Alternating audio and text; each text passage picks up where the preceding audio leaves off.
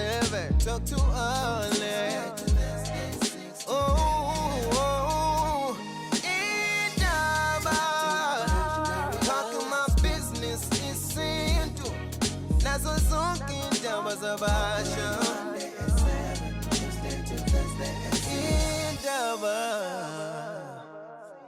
Kulesithathu njalo njengo7 sisuke sikhuluma indaba zethu zesintu la sifundisana khona siphinde futhi sizochaza la uthola ukuthi kuba nendida khona kube neconfusion ekhona kunento eyenziwa abomndeni bese sithatha sengazi ukuthi iyisiko kanti into eyenziwa nje lo mndeni kokunye uthola ukuthi into eyenziwe ngesizathu esithile ngenxa yokungazi sigcine sesikwenza lokho so ke njalo njengolwesithathu at 7 sibeke nama experts ethu sikhuluma izinto ezihlukahlukene ezizihloko zethu ezithinta isintu namasiko ngilokhu encourage njalo futhi ekutheni unganginika nawo ama topic ofisa sikhulume ngawo sivumelekile siswathathe and even on YouTube mawubuka ama comments la wasuke khona even on Facebook siyawathatha seriously unga-emaila futhi uthi indaba@gagasi995.co.za usithumelele nje umbono wakho.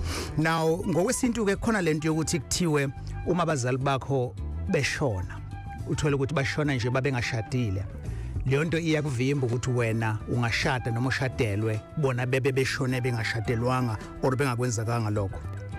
So ake sibheke ukuthi kuyiqiniso ungakakabashadisi kusho ukuthi ngempela sengafuneka ukuthi ungagcina ungaganiwe noma ungaganile ngenxa yalokho and kwenziwa njani ke uma sebeshadiswa isiZulu ke nesintu sihlale sina iprocess yokuthi ke bashadiswa kanjani bengasekho noma oyedwa ekhona omunye engasekho and uma kuukuthi ke bebengabhekani besaphila kwenzekani ngoba into eyireality leyo empilweni.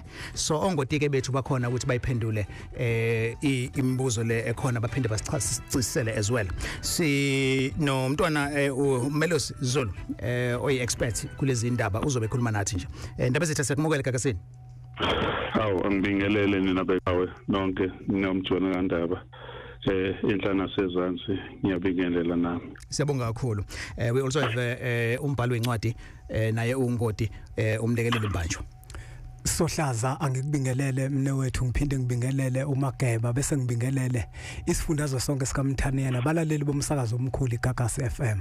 Siyabonga mhlawumbe ngiqale kuwena nje mbanjwa umsuka waleli siko kwakade kwenzelwe siphi sizathu ukuthi kuthiwe well ngoba abazali bebengaganene awukwazi ukuthi wena ke ungaganwa bebebona bedlule emhlabeni bebengagcolisanga. Sohlaza lento ngizothanda ukuthi indlela engizoyibeka ngayo ngiyibeke kanje. Uma abazali behambe emhlabeni bengaganene bengeyona indoda nomfazi, right, umuntu Sohlaza osuke eyingane yabo uyakwazi ukuthi aganwe, akakwazi futhi ukuthi aganwe uma owesilisa agane uma kuukuthi ingane yentombazane. Uyayizwa lento ukuthi ngiyikhuluma manje kabili ngithi uyakwazi ukuthi aganwe akakwazi ukuthi aganwe. Kufanele ukuthi lento masiyibuka Sohlaza siqale siyibuka ukuthi khona umuntu othola ukuthi uzalwa intombi nensizwa. Uzalwa kanjani intombi nensizwa? Sikhuluma ngabantu abathema behlangana kwabe sekuvela umntwana baqhelelana la ngaba bikho ilobolo okuyindlela eya eganeni uma owesifazane eya eganweni uma umuntu wesilisa. Bese kuzoba Sohlaza kuzoba khona umuntu othola ukuthi uzokhipha ilobolo. Uma likhipha ilobolo Sohlaza usehamba phezukwendlela yokuthi uyaganwa uma owesilisa, uyagana uma kowesifazane. Emva kwaloko abazali bakhe uthola ukuthi abazuphelelisana ngesizathu sokuthi abantu abaningi Sohlaza bazukuthi ilobolo umuntu usuke seganiwe wesilisa melobolile nowesifazane melotsholo usuke seganile. Kanti ngokwesintu ilobolo alimganisi umuntu kodwa ilobolo liyindlela eya eganweni uma owesilisa. Manje abazali kuma sebehambile bengazange baganane ngokuphelele ingaphumanga imbuzi yophaphe ekhipho wesifazane wangangeniswa ngala waphinde waqhoyiswa. Lo muntu usuke engaganile lona wesifazane nowesilisa usuke engaganiwe. Manje mase kufika isikhathi ke Sohlaza ukuthi bahambe emhlabeni babe nabazali mabehamba befika kwelamathongo bafika kwelamathongo ubaba ahlale nabafana bakubo ngoba kayona indoda kaganiwe yebo yena walobona manje ingane yakhe ke umfana uma seyifisa ukuthi iganwe uyena okavuke ayivimbe ngoba isuke isizomeqa ngokwesigaba isuka lapho ukuthi ke abazali bakho mabengaganene awukwazi ukuthi ugane akukhulunywa nombani kodwa kukhulunywa ngomuntu othola ukuthi abazali bakhe laphuma ilobolo bangaphelelisana. Okay. Makaba weyilandela njengoba echaza umbanjwa ngiyafisa ungeneleleke wena ekuphenduleni la ukuthi kwenzeka kanjani mawuthola ukuthi badlule emhlabeni kodwa isizathu sokuthi bangaganani kwakuwukuthi babengazwani kwasekuphelile uthando manje ke njengoba sebelele wena osaphila ke usuyabaphoqa ukuthi ke baganane babengazwani. Angibingelele kuyakube kanje ke le ndaba iyisukele ekutheni umonakalo wengxabana kungakanani. Uma ngabe lo monakalo ke kunale ndaba ke ethi ke ngokwezulu akukho ngalungiseki okukuthi ke ikhona indaba ethinta inhlambuluko. Inhlambuluko ke ingena lapho ekuthenini lokonakelephi konakele kangakanani.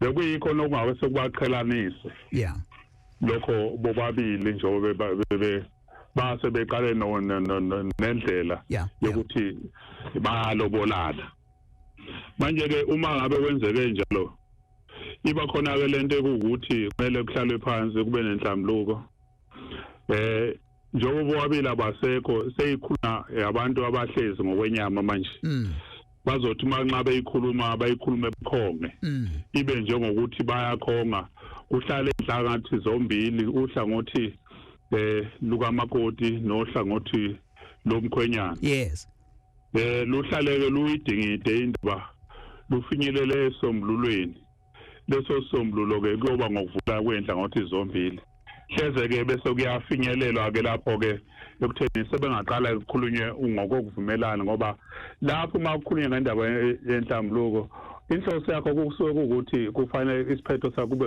ukulunga inhlambuluko ngeke ibikho uma ngabe kungekho kungezokulunga ingakho kufanele ukuthi kube khona inhlambuluko bese kuyakwazi ukuthi leyo nkulumo bekade ingxokozelo bengaboni ngasolinye ikwazi ukulunga ifinyelela lapho ke inhlambuluko yokuthi balungiseke labo abantu bebengaqondene ngokukhuluma noma ngokuzwana. Alright, sikhuluma kwindaba yesintu egagasini namhlanje ngendaba yokuganiswa kwabantu abashona bengaganene. Inkinga ke isekutheni wena ukwazi ukuthi ungaganwa abazali bakho bengazange bephelelise zonke izinto zomcaco nomgano besaphila. So yenziwa kanjani ke? Usanda kuzwa kama experts ethu echaza ukuthi yenzeka kanjani nanesizathu sakhona. Ungabuza ke 0861596596 ngacomment as well on YouTube, page lethu on Facebook please Indaba with Alex, and i-podcast lolu hlelo uyayithola ikhona njengamanje ku app ethi Gagasi FM. Umakeba uthi ayikho into engelungiseke. Nakho ke mbanjwa usumile manje usufuna ukuganwa konke sekulungile. Uhlelo ke lokuthi ke ubaphelelise luzodingani kuzoba umsebenzi wenkuku udinga isilwane noma kuzoba usiko lokuganwa sengazothi impela nje kuganwa abantu abaphilayo. Angithi sohlaza lento kufanele ukuthi siqale siyibuke eqala ukuthi ngenkathi behamba abazali iqala yini ekadisele. Uma ke manje ukuthi kukhona into ekadisele ingane kufanele ukuthi ziqale zilungise leyo nto ukuze manje kungabibikho isikweleti ekuzothiwa sikhona nento ezokhaleleka. Uma ukuthi ilobolo laseliphumile ngoba uzokhumbula ngesikhathi sendulo sohlaza insizwa yethu mesilobolile yaqeda uthola ukuthi emuva ekhaya uma kushonile akakekho umuntu ozokhanyisa ngoba inhloso phela yokuganwa kwensizwa kukuvusa umuzi. Babe sebemcela lona wesifazana ukuthi bayacela ukuthi eze ngasekhaya ukuzindlime uthola ukuthi manje bangamkhiphi ngembuzi. Uma ukuthi ilobolo suke seliphumile laphela lonke kusuke sekufanele ukuthi kwenziwe uhlelo lokuthi ke manje umama useyakhishwa ngale aphinde futhi azofakwa ngala kuzobe sekuba khona ke manje umuntu ozommela ngokwenyama okuwukuthi njengoba ekhishwa ngalena ukukhona umuntu ozomphumela naye nakube sefikile sigcaweni la iganele khona kube khona omunye umuntu futhi ozokwazi ukuthi abamele bonke labantu. Into ke sohlaza kubalekile ukuthi abantu bayiqaphele indaba yenyongo. inyongo sohlaza kubalekile ukuthi abantu bayibheke uma umele umuntu ongasekho akufanele ukuthi isetshenziswe enyameni yakhe lo muntu ngoba mayizosetshenziswa enyameni yakhe kuba inkinga kusasa. Okay, uyabona ke. Uthini wakumbuzo? Ngiyafisa ukuthi ke uPaul ngesikhathi kwenzeka kwisituation yakho wawukade uganisa abazali uphelelisa konke kwenzeka kanjani? Kwenzeka ngalendlela kumbe mhlambe khona ufisa ukushare ubona ukuthi mhlambe kusalile ngaphandle ngajabula mangase nawe ujobelele kulolu hlelo sesithatha imibuzo and ukafona nje no Professor Mhayisi naye uhlatshwayo ezo procedures vivaneni. So nawe ungafona ku 0861596596 ungathumela na ku Twitter as well @Alex Mthiyane noma ke ku page elithi Indaba with Alex. Sikhuluma nomntwana uMelusi Zulu bese kuzoba ke umnumzana umlekeleli Mbanjwa. Inamba ke ithi 0861596596. Indaba njalo ngomsombuluko ngo7 kuya ku8 pm and on Tuesday to Thursday ngo6 kuya ku8 kusihlwa. All right, ile indaba ekakasini 0861596596 number isibili ithi 0315373000. Asathe ke nangu uSanele Madlala wase Landscape. Sawubona Sanele. Usekakasini kunjani? Hayi ngiyaphila. Yes sir. Yebo bengicela ukubuza ngithi naku la nenkinga ukuthi angukwe umakoti la yeke njengomanje akangithwanga akakhishwanga kubo waphinda futhi bese sefika ngala awangangeniswa mhlambe ngamvimbela lokho angabathola abantwana. Okay Mbanjwa. Yeah, sohlaza. Uyabona lento ekhulunywa umnewethu ibaluleke kakhulu. Kungamvimba lokho sohlaza ngesizathu sokuthi uma abantu bebabili beganana okanye wesifazane emegana uzokhumbula ukuthi ngenkathi ekhishwa kubo kuthiwa uyogana emzini othile inhloso enkulu kusuka ukuvusa umuzi ukufika uthola abantwana phakathi komuzi ngenkathi noma sekula phane sigcawini la suke sekulinganiswa khona ithongo kube khona izilokothe ezinhle ezumthemelezo obheke ethongweni la besuke befiselwa khona ukuthi abalale bebabili bavuke bebathathu esisho ukuthi ke sohlaza kungaba nako umthelela lokho ukungaziphelelisa izinto ukuthi abantwana ningabatholi. Okay, all right, siyabonga kakhulu but sikhona ukuphendulekile nangeyichaza uMbanjwa sithatha ke uThabiso nawe enkandla. Sawubona Thabiso? But Alex njani? Hayi, it's right. Kunjani kwena? Siyaphila. Sengizile kancane la ukuthi uma abazali bakho wazalwa insizwa nentombi uyakhona ukuthi uganwe umungo wesilisa. So mina inkinga yami lana ngicela ukubuza ukuthi ngiyakhona nokwakha umuzi wasekhaya kobaba esimene esifana leso kubeni ngikhulele komama ekhaya kobaba bengazi bengikhiphele lutho ngisho imbuzi enhlawulo bengazi ngizokhiphe lutho ngihlanganisa isibongo nabo kuphela. Ngiyakhona ukuthi ngakhe umuzi ozothi isibongo sasekhaya kobaba. Ungena endaba ezethu. Indaba khona la ethi awukwazi ukuthi ubaba engazange enze lutho ekhweli lakhe wagcina ukuthi azile wena ebese wena uyaphuma usubiza lowo muzi wakho ubize ngesibongo sikababa wakho wena phela khumbula ukuthi wena uyingane kagogo nomkhulu kungazange kwenziwe zonke lezi igaba lezi ezenziwa kumtemezelwe kwaze kofika egcineni ngoba ngisho kuthiwa kusesigabeni esithi ubaba wakho wayelobola kodwa wangafinyelela esigabeni sithi sina noma wakho kuyakwenzeke kanje ke ukuthi mase kufike ukuthi wena uyagana uyasina usesigcawini siyasithemeleze kuthemeleze ngesidalwa sakhe ngokwethongo lasekhaya komama kuthale kumelezwe ngaso kubize laba abantu basekhaya komama bonke bethi iyagangana kanoyibani ziyakhuleka ezibani ziyabonga ezibani kuze kofike ugcine kuthiwa lengane ke ezelweyo namhlanje esinala esigcawini ke ingakanoyibani isibongo sayo esikayise sakwasibani manje ke wena uma kuya ngokuthi uyaphuma uphuma wakho umuzi lothi uyowakha awunasibongo lo muzi usho ukuthi ngalendlela owakha ngayo isibongo esigcina siyiso isibongo sasekhaya koma wakho awukwazi ukufaka isibongo sakini kungazange kwenziwe lutho. Wephenduleka. right ngibulekile ngibonga kakhulu. No siyabonga kakhulu nathi. Right, asidluleke siyothatha uTholani Manyoni wase Whitebank. Sawubona Tholani? Yebo sawubona Alex, unjani bhuti? Siyaphila, unjani wena? Ngiyaphila bhuti wami. No ngithi angibuza bhuti ungibuzele nakumkhulu lapha. Ake ngithi bhuti njengana ubaba wami nje walobola kubo kama, right? Wayesezala abantwana abawu2 okuyimina wesibili kulabo bantwana. So emva kwalokho bahamba bayobhala enkantolo.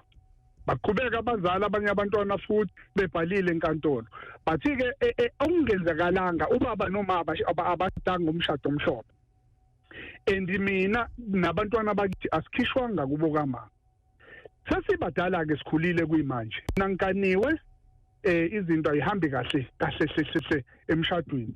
Ngiyacabanga ukuthi mhlambe ke ezinye zezinto ezenza ukuthi umanje obengakhishwanga kubo ezenza ukuthi kungahambi kahle emshadweni wami. So ke ngathi mengibheka kwabanye abantu bayikhuluma le ndaba ukuthi thina sikhishwanga ekhaya. Ngabe kuyiqiniso lokho ukuthi kahle kahle fanele siyokhishwe ekhaya ukuze nathi izinto zethu zihambe kahle. Okay, manje ngoba izinto zonakala nje at all. Yes. Yeah. Sohlaza kuyiqiniso elingephi kwemne wethu. Kubalekile ukuthi nabo bahamba bayokhishwa komalume babo ngoba njengoba ubaba walobola wabesetholakala bona vele basohlangothi into komalume babo bayingane zakomalume. Okubalekile ukuthi kwenzeke kufanele ukuthi umama wakhe akhishwe nayo ukuzagane ngokuphelele la nobaba naye kube ukuthi uganiwe ngokuphelele. Emva kwaloko bese nazi ingane ziyakhishwa sekobe sekukhishwa yena nonkosikazi wakhe konke sekuzomukelwa ngapha kubo. Okay. Right, ukushadiswa kwabazali bengasekho and makungenzekanga lokho umthelela mono okunawo kwakho umshado. Isintu siyasho injalo ekutheni ke ukwazi ukuthi ungashada noma ushadelwe abazali bakho bengashadelwanga. Yilokho sikhuluma namhlanje we have umbanjwa kanye ke namageba. Inumber it is 031 537 3000. Isibili u0861 596 596. Isintu on your radio ngolesithathu njalo nje egagasini, otherwise lolu hlelo uyalithola kwi-app, i-podcast yakhona ihlala ikhona. Nama previous programs nje sesikawenza uyawathola na ku YouTube as well, ungakwazi ukwabheka including this one ulibone. Indaba njalo ngomsomluko ngo7 kuya ku8 PM and on Tuesday to Thursday ngo6 kuya ku8 kusihlwa. Siyaqhubeka ke nalolu hlelo and sibheka indaba ezibalekile sithola ke nane impendulo as well. Nangu anonymous la ebuza ethi my parents had a white wedding inyongo ayizange bekhona. They then divorced before my father passed on. How do I marry them? Bebe bahlukanisa ubaba waze washona bengaxolelene. Unotheni ke madoda lo mbuzo and then bese kuzoba futhi on Facebook. And uMamtimande uthi abazali bashona beshade umshado lo wasenkantolo manje kuyavela ukuthi kufuneka omhlophe inkinga bashona bengasabhekani kangangokuba babengasangenelani manje yini esingayenza ukuze izinto zilunge nathi sikwazi ukushada. Mageba indaba la ileke kathi ukuthi ngiyichaze ngaseqaleni ukuthi kwase kunengxabano uma kunengxabano kufanele kube khona inhlambulo lapha ke indaba etholakala ilethi bashada ngokwesilungu uma sebeshadile base baya divorce ibuyela lapha ya ekuqaleni kodwa ke indaba izotha ke ngiyiqale ngokuthi la ekadeni kwesilungu lokho kuzokufaka lokho kuthiwa phecelezi divorce. Kuna lento ke eyayithi ke uma behlukene omunye njengowesifazana akami emendawonye ukuthi wayeshadile efuneka aqhubeke yena uyaqhubeka yokwenza obunye ubudlelwane. Akwazakali ke la noma uthe eme divorce nalomyeni wakho ahamba okwenza obunye ubudlelwane na noma uqhubeke wenze njani noma uhlalile walinda waze wafikela ukushona noma kwenzakale ini kunalo mbuzo kosalulenga kodwa uma kuya ngokuthi laba bantu lo bathe ngokungahlangani ngokomqondo bangezwana bahlale bakanjalo uma sekuke esigabeni sokuthi ke manje ngoba zingane ezisenhlupweni kufanele ukuthi laba bantu ke egcineni basina umshado wasezigcaweni kufanele iphinde ihlale lezi inhlangothi zombili zicubungula ukuthi yini leyo ibaxabanisile bakwazi ukuthelela namanzi ngendlela leyo kuzoba ngesivumelana ngayo bese ke baya esicawini laba bazobabambela ngoba kuba nabantu abazobabambela ukuthi bakwazi ukusina lolu dwendwe labo lwasesicawini. Kuyoba inkinga kuphela uma kuya ngokuthi akahlalanga umama ebudlelwaneni. Owesilisa ke siyazi ukuthi uyakwazi ukugana owesibili, owesifazane ongakwazi ukugana umuntu wesibili ebeshadile. Okay.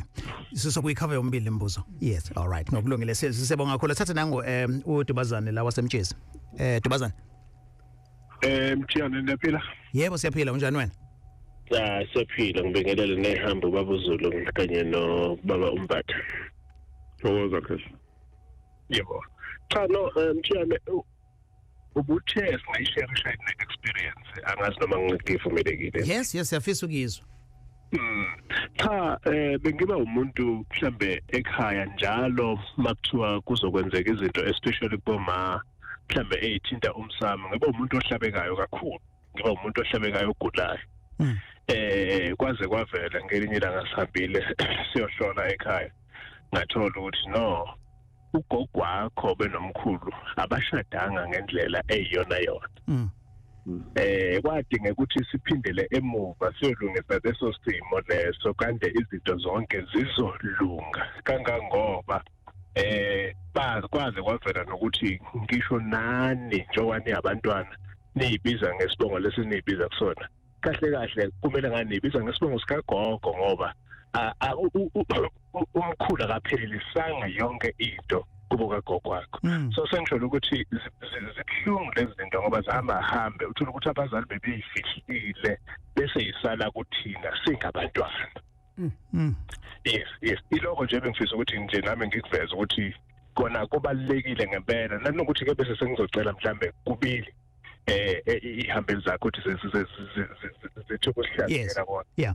Ukuthi one ukuthi ngathi ngizokuthiwa abantwana njengoba isikhathi esiningi ngekuthola abantwana kuyibona abazobamela.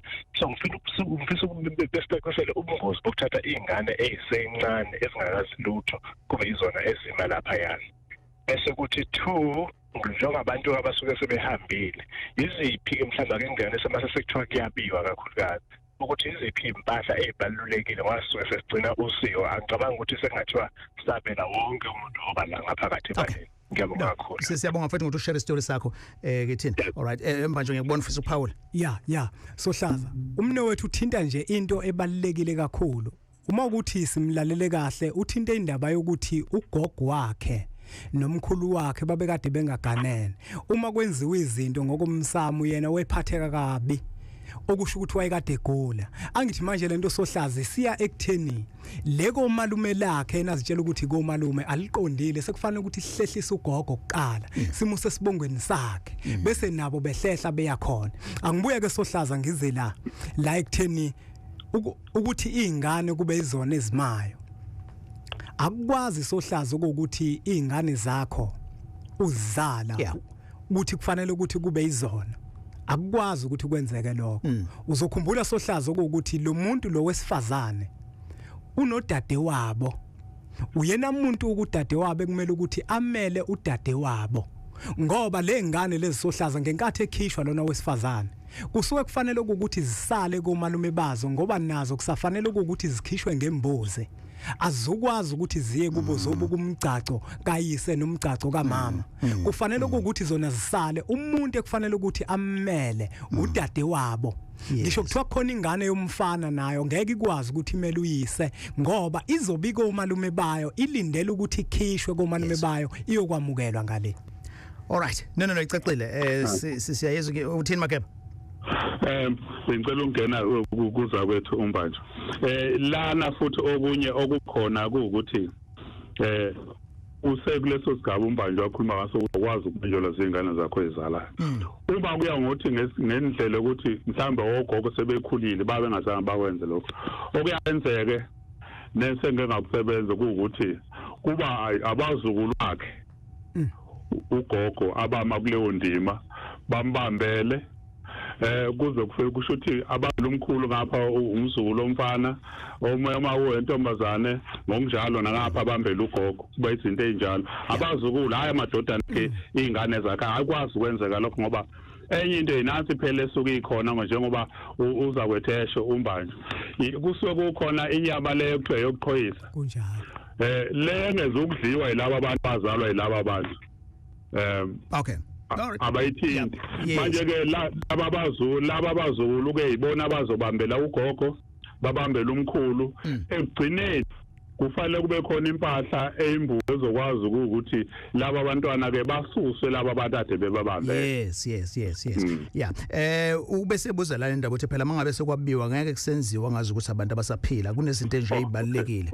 yeah okay khona lapho ke uma sekwabiwa abantu ababalekile besuke ibalekile lapha kusuke ukuthi umgani umakoti wabela uyisezala abele umyeni wakhe labo bantu abasuke bebalekile kakhulu ngalowo mzuzu usengakhetha nje kodwa abantu abasuke bebalekile umama ezala wakhe noyisezala nomyeni wakhe kusho ukuthi abantu abathathu labo sengabafaka nje lobo kuya ngokuthi yini na kodwa abantu nje abanqokolo kakhulu ababantu abasuke bethethwa ngisho esidalweni sekuyibabezala kunina-zala sokuyilokho nje kuphela songaqhamuka nje lokho kungathi nje laba abantu ababalekile okay alright sinombanjwa kanye ke nomakeba ngizwa nje kuma voice note ngifuna ukuthatha nje nama comments ambalwa and then ulithuli la uthi uma behlukana besaphila sikho isidingo sokubashadisa umbuzo enginawo la uthi uma ngabe ubaba wami waficwa ukufa engakamshadisi umama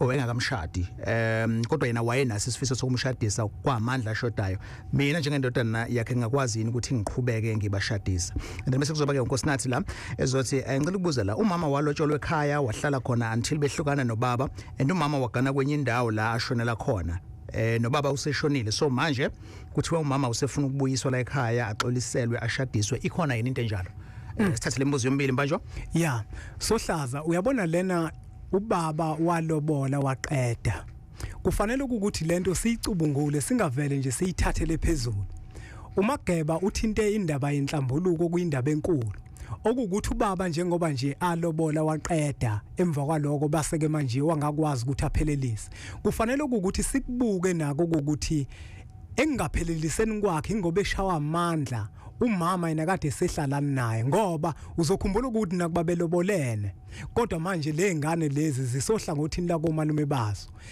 esimene esifana nalesi sekufanele ukuthi sibheke manje sohlaza ukuthi abafowabo bakhona yini bese behlala yini bobabili uma abafowabo bekhona ibona ke manje kumele ukuthi ke bawubambe lo msebenzi ngoba uma kuukuthi kade bengahlali kodwa ilobolo beseliphumile izingane lezi zisekumalume bazo kusuke sekwe okunyeke lapho sohlaza ingako umagebe ethinta indaba enhlambulo ngoba lemndeni umbili kufanele ukuthi manje ihlale phansi bese iyaxoxisana ukuthi labantu ngoba vele kade sekulotsholiwe kufanele ukuthi lona qhubeka ahamba ayekugana bese kuyenziwa ke inhlelo zonke kuphelele okay so umama besegane kwenye indawo ngesikhathi eshona nobaba nawo seshonile so njengamanje kuthiwa kufanele azomxolisela ngokwesintu sohlaza umuntu wesifazana uma eganile vele ugana kanye uma kuukuthi umuntu wesifazane kade eganile waqhoyiswa kaMthiyane emva kwaloko bese kufika isikhathi sokuthi mhlambe bayahlukana ahamba ayogana enye indoda bese emva kwaloko uyashona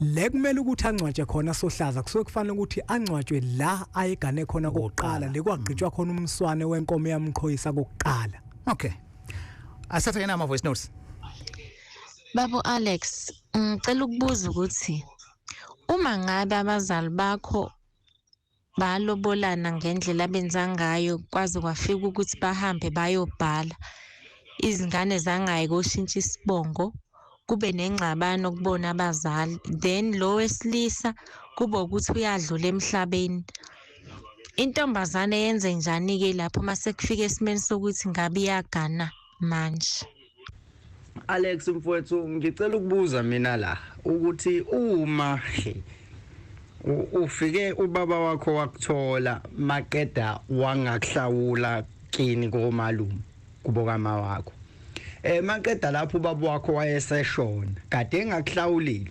washona wayena engashadile nakuke mina sengifuna ukushada ngishada kanjani Alex unhlakaniphe emkhambathini sanibonani studio ngicela ukubuza ukuthi uma ukuthi ubaba wakho wayeshadile wasukuthola kuma wakho okay bese kuthatha ekusa kwakhe ukhulele kwakhe. Mangibuza uma ngitshela ukuthi ubaba ngikhokhele wenza konke. So umuzi wami mina efanele nguvuse umuzi wakomalume noma umuzi wakhaya bobaba. Ngiyabonga. Sanibona Kakasini, cela kube anonymous. Cela ukubuza ukuthi mewukuthi uma wakho ushadile, washadela kwesinye isibongo, washada umshado omhlophe ongakhishwa kubo, wangangeniswa nalapho. Waseyashona lo mkhonyana la washade naye. Emva kwalokho uthe seshonile umkhonyana wakhe wathola abantwana, bathola kodwa omunye umuntu seshonile umkhonyana wakhe abazange babe nabantwana. Lawo bantwana babhilonga kephi, ngala kamama noma babhilonga la eshade khona? Julile imbuzo. Asihlukaniselaneke. Sinomntwana umele sizulu kanye nomnumzana Mlekile Mbanjwa, right? So madoda nizohlukaniselana phakathi ke. Siqale kwenda bezithu. Mhlambe ukuphendula lo kugcina umbuzo. Lapha abuza khona ukuthi usube umde kakhulu lo mbuzo wakhe, kodwa ke ngizozama ukuphendula. La abuza khona ukuthi uma wakhe ube awungichachisela kancane iyo lento ethanda ungiphazamisa ngayo, kodwa ukhona impendulo ngicela ungisize Mthiyane. Lo mleleli lo ogcina ekutheni nakuba engazange ashade nobaba kodwa udlulele phambili wayothola izingane nakhona lapho futhi bengashadile. Ufuna ukuthola umuzi yena azovusa ukuthi uvuso wangakulophi uhlangothi. Ubaba wakhe wakwazi ukuthi amkhokhele enze zonke izinto. Okay. Nansi indaba. Le ndaba le inje. Ubaba wakhe wakhokha wenza konke kodwa kusele lapha ekuthenini amesicwini, angilizwe lokumesicawini. Sithi ke sonke ngokuthi siyakwazi ukuthi umuntu mangabe engasinile esicawini konke okamakoti kusabisa kubo. Ithi ke inkulumo lo muntu ngoba yena ufuna ukuqhubeka izingane lezo zawo ayizalile noma abuyizalephi, bekufanele ngabe ukuba kuthiwa wayesinile nayo izingane zizibiza lo mnumzane wayelobola. Kodwa ngesizathu sokuthi vela ubeyasinile waqhubeka wazala lezi izingane zayo, kusahlehla kusawubiza kubo wakhe, kusawubiza kubo kamama wazo zonke lezi izingane, ngoba njoba sengishilo ngathi indaba enkulu into ekuthenini wayelobola umkhonyana kodwa angasina ngale ngezathu ezithile, kwasehadlulela phambili othanda uma msabiza kubo nezingane sazobiza ekhaya konini. Okay, all right. Mbanjwa uyiphenduleke lo munye umbuzo? Lo munye umbuzo umnewethu ubuza ukuthi umama wagana emva kwalokho kwabe sethola izingane kwenye indawo. Ubuza ukuthi lezo ngane eza kwabani.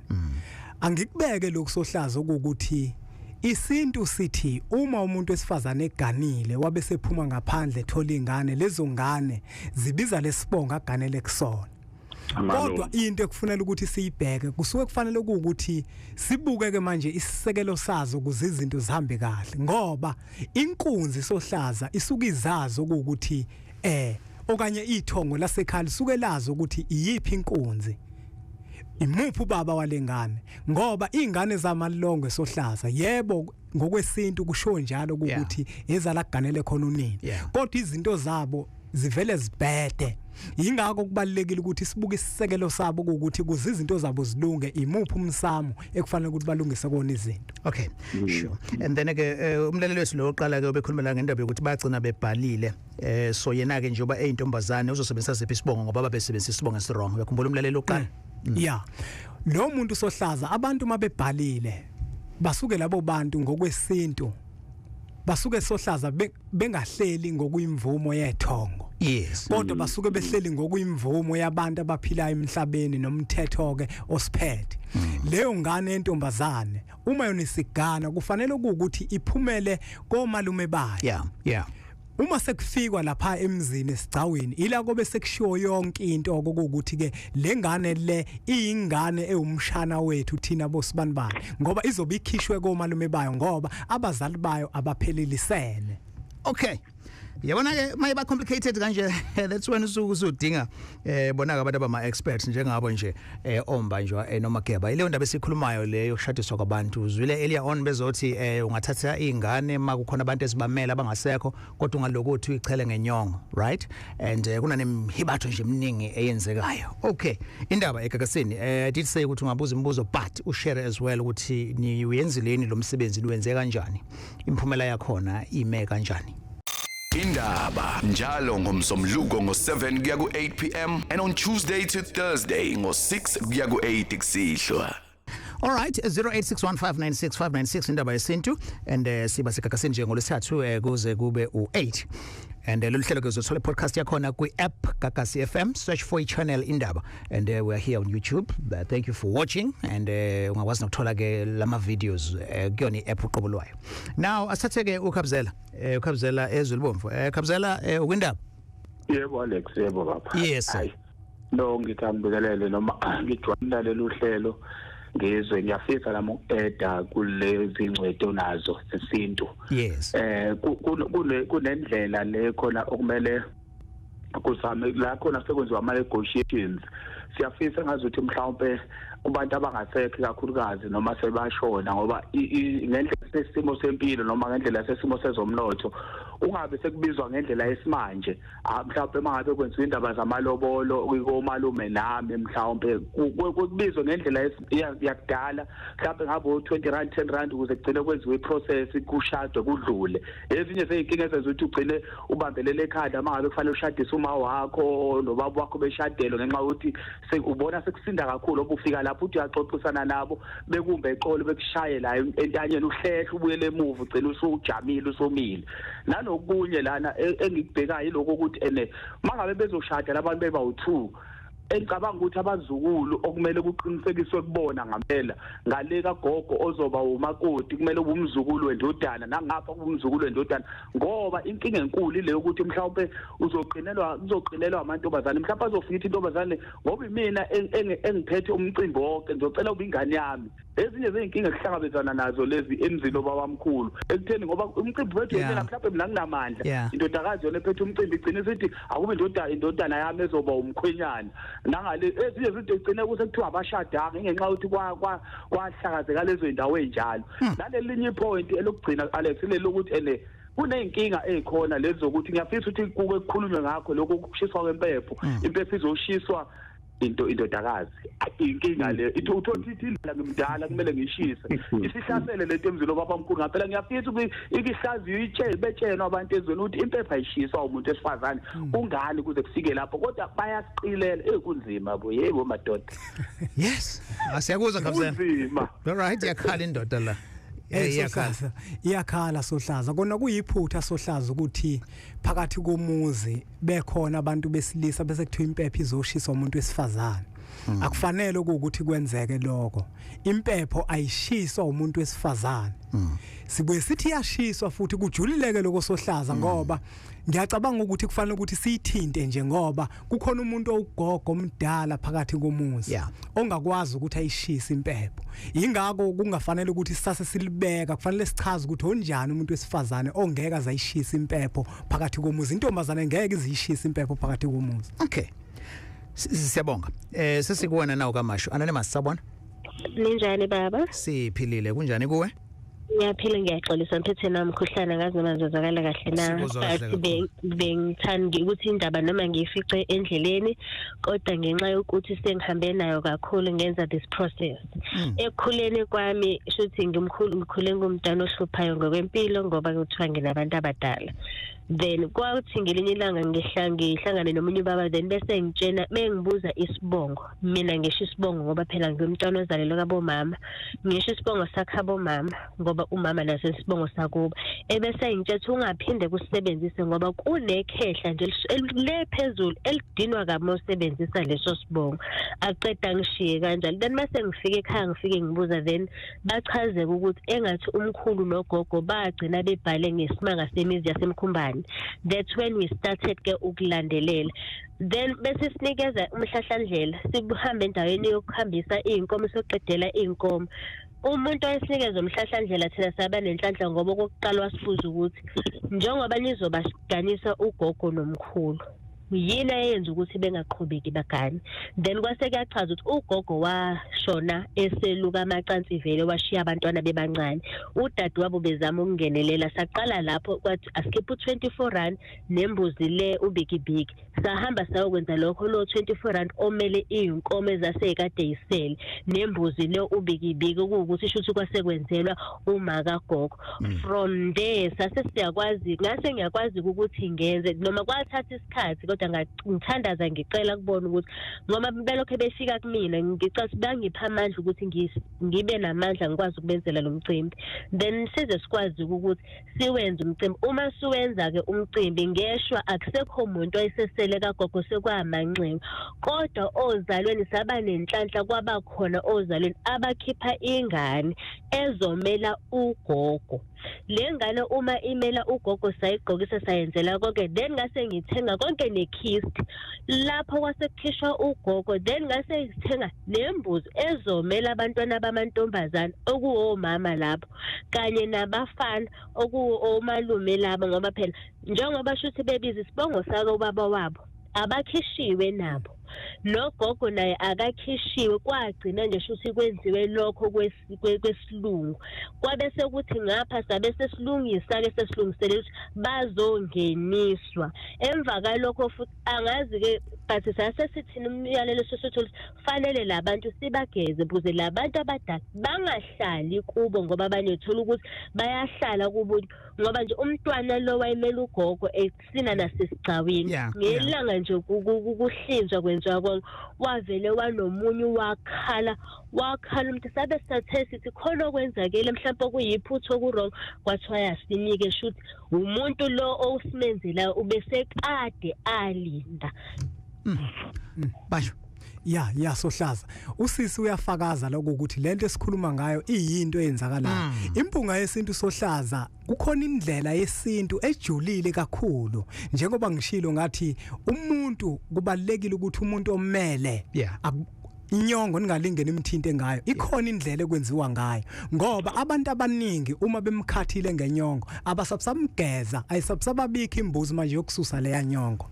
Sibonga kakhulu dadewethu ngendaba osixoxele ngayo uyabona ke njengoba besishilo nje kutheni ungasididele udaba lwakho buka nangayichaza usisi indaba yakhona. Siyabonga kakhulu ma. Yebo yakho. Okay siyabonga kakhulu nathi Anonymous Nyukhasela sawubona? Yebo sawubona baba njani? Si right kunjani kuwena? Ngiyaphila nami ngicela ukubikana noba lapho onabo baba Mthiyane. Yes balalele mabavu. Siyabonga kakhulu. Yebo ngicela ukubuza bo baba silungiselela ukushadisa uanti wethu ongasekho. Nathi siphezulu kwawo lomsebenzi so uanti wethu wona esekulotsholiwe sekwenziwe konke ogogo wayesethengile nemabo sethengile nje nezinto zonke ukuthi balungise balungisele umshado base bashona ke nomkhonyana wakho siwashona kodwa uanti wayengasahlala ekhaya wayesehlala khona emzini washona wathi mangabe kumele ancwadi makumele abuye ekhaya ongakhona ukuthi abuye ekhaya wazoncwatshela khona emzini okokuqala lokho engifuna ukubuza ukuthi engicela ukubuza ukuthi kumele senze kanjani lokho. Owesibili umbuzo wami usekutheni ngabe ikhona indlela enye singenza ngayo ukuthi kungabi khona abantwana abazobamela liyasetshenziswa yini ihlahla mhlambe uma ngabe sifuna ukuthi senze umsebenzi wabo noma kuyimpoqo ukuthi kube khona abantwana abazobamela. Okay Makeba. Umbuzo wakhe udadewethu njobe ukuthi kuyaphoqa yena.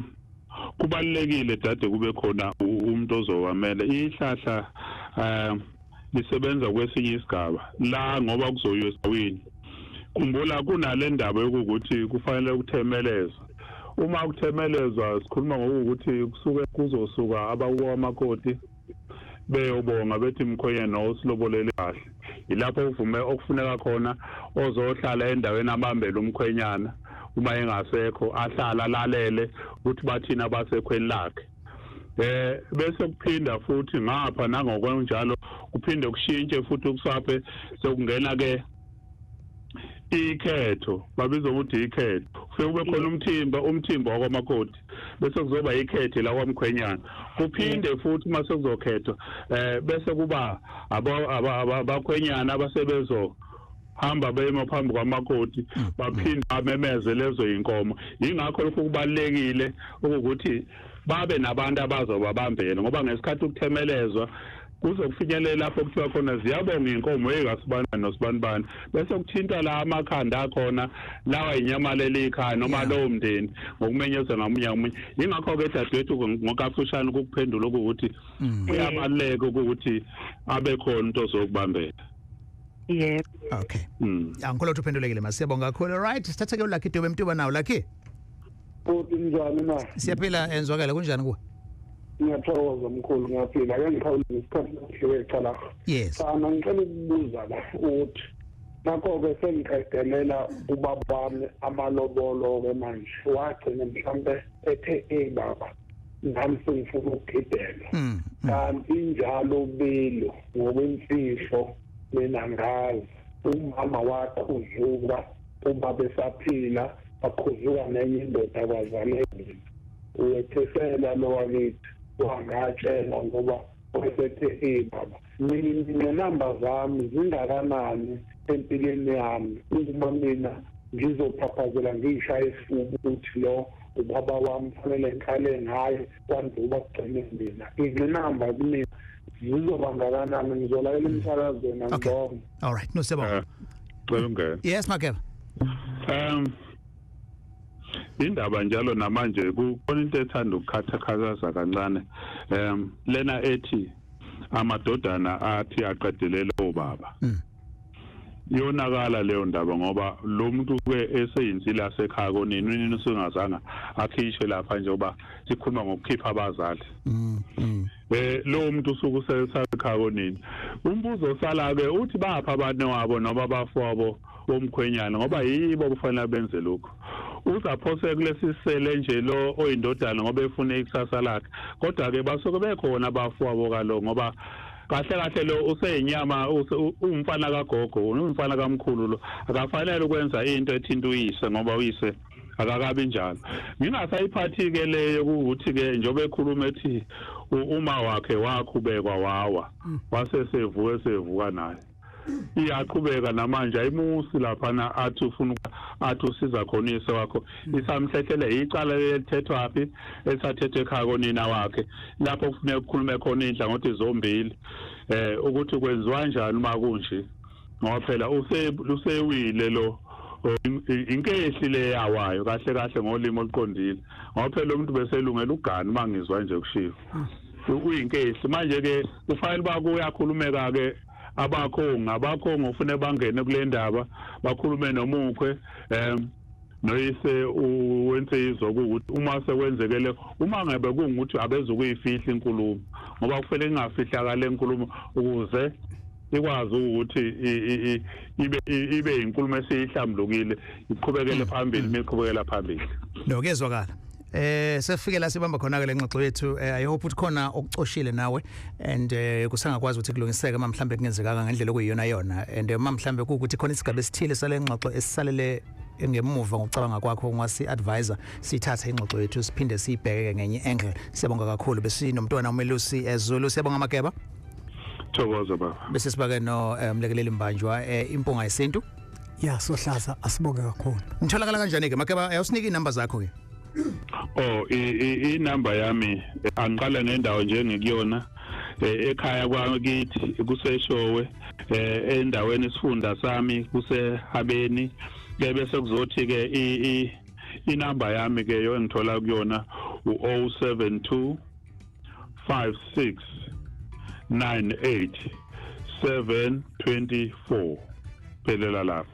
No sebonga kakhulu. Siyazi ukuthi basemanzini amnyama uMageba kodwa kwazi lithabe nathi. Yes.